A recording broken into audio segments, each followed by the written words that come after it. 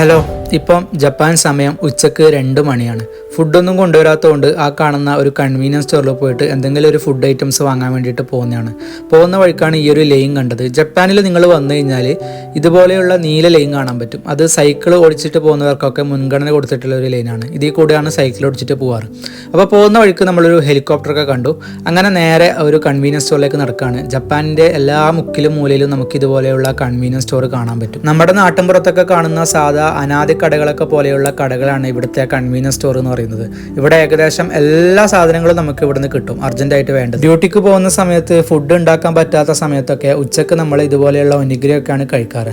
അത് ജപ്പാനികളാണെങ്കിലും അങ്ങനെ തന്നെയാണ്, ഫോറിനേഴ്സ് ആണെങ്കിലും അങ്ങനെ തന്നെയാണ്.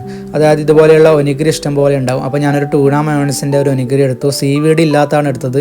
എനിക്കിപ്പോൾ സീവീഡിൻ്റെ ആ ഒരു ഫ്ലേവർ നമുക്ക് ഇഷ്ടപ്പെടുന്നില്ല. അത് കടലിലെ ഒരു പായൽ എന്നാണ് അറിയപ്പെടുന്നത്. ഓക്കെ, അപ്പോൾ ഞാൻ അതിൻ്റെ കൂടെ കുടിക്കാൻ വേണ്ടിയിട്ട് ഒരു സ്ട്രോബെറിയുടെ ഒരു യോഗേർട്ടിൻ്റെ ഒരു ഡ്രിങ്ക് കണ്ടു, അതും എടുത്തു. ഇവിടെ ഇഷ്ടംപോലെ ആൽക്കഹോളൊക്കെ ഉണ്ട്. കാരണം നമുക്ക് കയ്യെത്തും ദൂരത്ത് സാധനങ്ങൾ വാങ്ങുന്ന പോലെ തന്നെ ആൽക്കഹോളൊക്കെ വാങ്ങിയിട്ട് ഇവിടുന്ന് ബില്ലാക്കിയിട്ട് പോവാം, ഈസിയാണ്. അപ്പോൾ ഞാൻ ആ 2 സാധനങ്ങൾ എടുത്തിട്ട് നമ്മൾ സെൽഫായിട്ട് തന്നെ നമുക്ക് ബില്ലാക്കാൻ പറ്റും. അങ്ങനെ ബില്ലാക്കിയിട്ട് നേരെ ഷോപ്പിലേക്ക് പോയിട്ട് കഴിക്കാമെന്ന് വിചാരിച്ചു. ചെറിയൊരു ചൂടുള്ളൊരു ക്ലൈമറ്റ് ആയിരുന്നു ഇന്ന്. അങ്ങനെ ഞാൻ വാങ്ങിയ സാധനമായിട്ട് ഷോപ്പിലെത്തി. അപ്പോൾ 2 മണിയൊക്കെ കഴിഞ്ഞുകൊണ്ട് അത്യാവശ്യം വിശന്ന് തുടങ്ങിയിട്ടുണ്ടായിരുന്നു.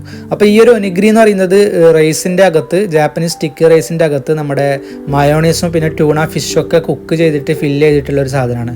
അധികം ആൾക്കാർ ഇത് തന്നെയാണ് ഇവിടെ കഴിക്കാറ്. ചില ആൾക്ക് ഇതിൻ്റെ ടേസ്റ്റ് ഒന്നും ഇഷ്ടപ്പെടാറില്ല. അപ്പോൾ ഞാനൊരു സ്ട്രോബെറി യോഗേർട്ട് ഡ്രിങ്കും എടുത്തിട്ടുണ്ടായിരുന്നു. ഇതാണ് സാധനം, നല്ല ടേസ്റ്റ് ഉണ്ടായിരുന്നു. അപ്പോൾ അത്രയേ ഉള്ളൂ. അടുത്തൊരു നല്ല വീഡിയോ ആയിട്ട് കാണാം. Okay, by.